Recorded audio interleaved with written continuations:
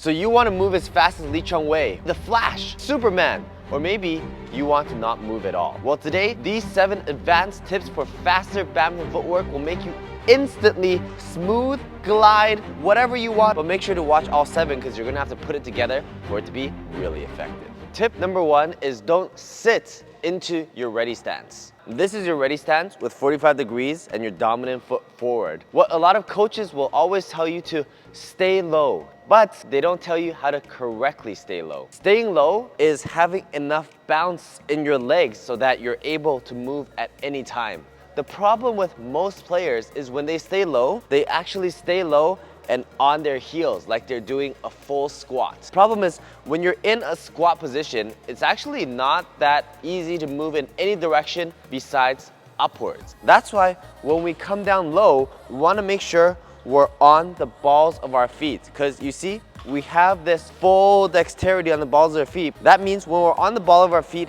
and staying low and bouncing, we can adjust and move in every direction very quickly.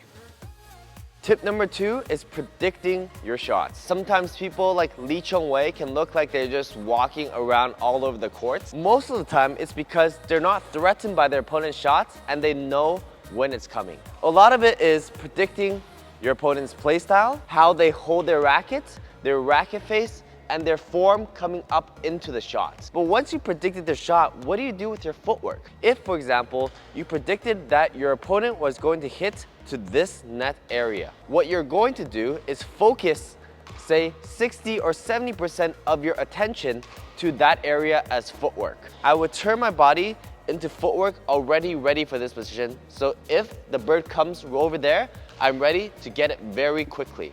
Now, what if the bird doesn't come over there? If the bird is that 30% and goes to the other sides, I can still just adjust and get it a little bit later. Our third tip is that you have to push off with your footwork fast and not slow. The most difficult part about moving fast in badminton is changing directions and changing momentum. That's why pushing off is so essential.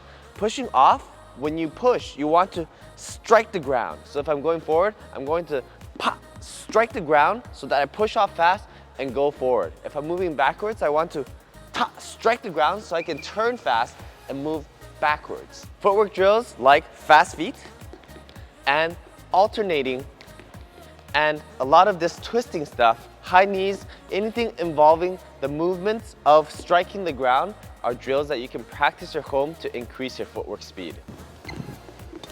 Tip number 4 is recovering properly from your lunges. So we're gonna push off with our left foot. 1, 2, and lunge. A few mistakes that might happen here.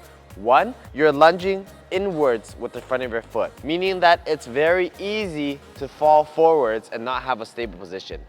Number 2, putting your weight on the ball of your foot. Because if you do that, your knee is going to overextend forward and then you're also going to fall forward. What's important about lunge recovery is having a very stable step. So we want to lunge slightly outwards with our foot.